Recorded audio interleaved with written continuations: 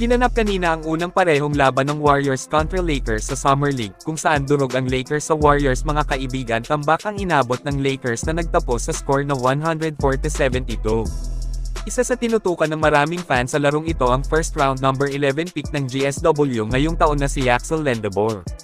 Ito yung sinasabi nila na paniguradong makakatulong agad sa GSW next season. Sa nilaro ni Yaxel sa kanyang debut sa Summer League ay talagang ipinakita niya kung gaano siya kagaling both offense and defense. May palag siya. Yung laro niya ay napaka-matured, handang-handa na nga talaga sa NBA edad 24 na, kaya mas matured na rin, mas matanda pa siya kay Jonathan Kuminga. Napansin ko na sobrang taas ng kanyang kumpiyansa sa kanyang laro, dahil dyan lumalabas ang kanyang malahalimaw na galawan. Napaka-smooth bumitaw sa threes, kung saan pumuukol siya ng 4 na threes sa 4 na bitaw sa labas. Grabe, perfect shooting, masasabi na talagang maaasahan siya. Saktong-sakto ang pagpili ng Warriors kay Yaxel Lendabor, paniguradong malaki po ang kanyang maitutulong sa Dubs next season. He can guard multiple position, malakas umatake sa loob ng bully at mahusay sa playmaking. Overall matinik na two-way player ang former Michigan champion. Hindi nagkamali ang mga fans sa kanya na tawagin siyang Dominican Lebron.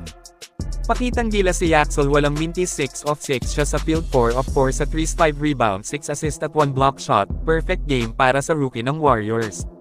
Na pati si Steph Curry ay humanga kay Yaxel sa kanyang post na ito ay approved na approved sa kanya si Lendabor.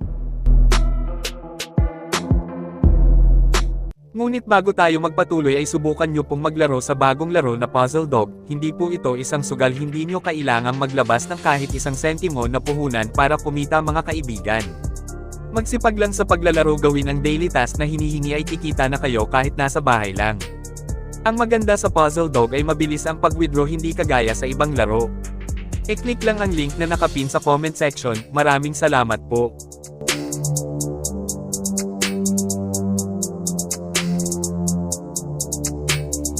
Ito, panoorin nyo po ang debut ni Yaxel Lendabor. Nagtala siya dito ng 19 points sa loob ng 21 minutes na paglalaro.